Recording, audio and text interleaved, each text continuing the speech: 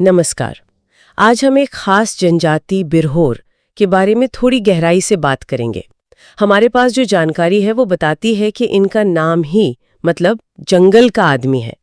तो चलिए आज इन्हीं के जीवन, इनके समाज और इनकी जो मान्यताएं हैं उन्हें समझने की कोशिश करते हैं। अच्छा, तो सबसे पहले ये लोग मिलते कहाँ हैं, मतलब कौन से इलाकों में? जानकारी के हिसाब से देखें तो ये मुख्य रूप से छत्तीसगढ़ में है। कोरिया, कोरबा, रायगढ़, जशपुर, इन जिलों में। हाँ, और बिलासपुर, रायपुर में भी। 2011 की जनगणना के आंकड़े भी हैं अपने पास। करीब 3104 लोग, जिनमें 1526 पुरुष और 1578 महिलाएं। हाँ, और ये जानना कि ये कहाँ रहते हैं ये बहुत ज़रूरी है, क्योंकि देखिए इनका पूरा जीवन, इनकी जो पूरी अर्थव्यवस्था है वो जंगल पर ही टिकी है। ये सिर्फ मतलब रहने की जगह नहीं है, ये उनके अस्तित्व का आधार। बिल्कुल बिल्कुल सही कहा। जानकारी भी यही कहती है कि इनका जीवन पूरी तरह जंगल पर निर्भर है। घूम घूम कर जीते हैं, जंगल से ही खाने पीने की चीजें जमा करते हैं, और वो बांस का काम जैसे टोकरियां, चटाई बनाना, ये सब इनके गुजारे का अहम जरिया है। शायद इसीलिए इन्हें बनरावत भी कहा जाता है ना? हाँ, बिल्कुल। बनरावत नाम भी इसी से जुड़ा है, जंगल आधारित पहचान। और ये निर्भरता सिर्फ आर्थिक नहीं है, ये उनके समाज में भी दिखती है। भारत सरकार ने भी इन्हें विशेष पिछड़ी जनजाति मतलब पीवीटीजी माना है, जो दिखाता है कि उनकी जीवन शैली कितनी अलग है और शायद आज के दौर में थोड़ी नाजुक भी। अच्छा, समाज की बात हो रही है तो एक दिलचस्प शब्द आया था जानकारी में, गीतुना।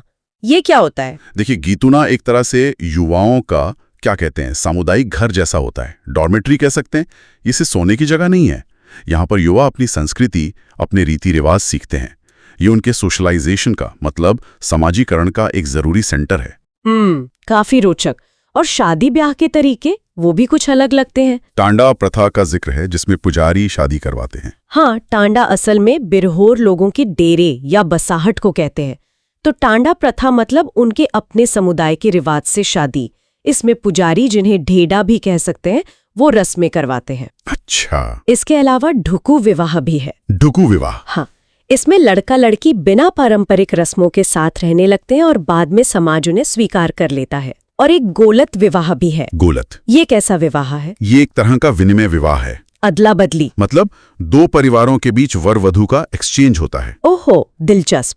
और विधवा विवाह? हाँ, विधवा विवाह की भी मान्यता है। समाज में इसकी अनुमति है। तो मतलब समाज के अपने नियम कायदे हैं। और इन्हें लागू कौन करवाता है? कोई पंचायत वगैरह? बिल्कुल, उनकी अपनी परंपरागत जाति पंचायत होती है। इसका जो मुखिया होता है उसे मालिक कहते हैं। मालिक? हाँ, मालिक। यही पंचायत शादी, तलाक या अगर कोई अंतर जातीय विवाह कर ले तो उन मामलों में फैसले लेती है, सजा भी तय करती है, और मृत्यु होने पर मृतक को दफनाने का रिवाज है। और बाद में भोज भी होता है शायद? हाँ, बाद में रिश्तेदारों को भोज दिया जाता है। मृत्यु भोज कहते हैं उसे। अच्छा, तो जंगल पर इतनी निर्भरता है तो यकीनन उनकी पूजा पाठ, उनकी मान्यताएं भी प्रकृति से जुड़ी होंगी। क्या पता चलता है इस बारे में? बिल्कुल सही अंदाजा लगाया आपने। उनके जो मुख्य देवता हैं वो हैं सिंह बोंगा। सिंह बोंगा? हाँ, यानी सूरज देवता, सूर्य की पूजा।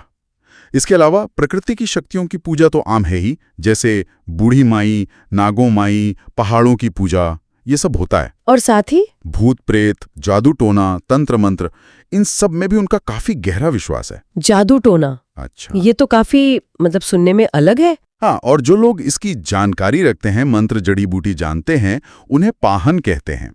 उनसे सलाह ली जाती है। और एक दिलचस्प बात यह भी है कि आसपास की जो दूसरी जनजातियां हैं वो भी मानती हैं कि बिरहोर लोगों को जादू टोने का बहुत ज्ञान होता है। सच में? हाँ, इस विषय पर एस.सी. रॉय की एक किताब भी है, द बिरहोर्स, काफी महत्वपूर्ण मानी जाती है। उसमें उनकी संस्कृति, मान्यताओं का अच्छा जिक्र मिलता है। तो घूम फिर कर बात वहीं आ जाती है। बेर यानी जंगल और होर यानी आदमी। उनका नाम, उनका काम, उनका समाज, उनकी आस्था, सब कुछ जैसे जंगल से ही जुड़ा हुआ है। एकदम सही कहा। तो हमने देखा कि बिरहोर जनजाति का जीवन पूरी तरह से वनों पर आश्रित है।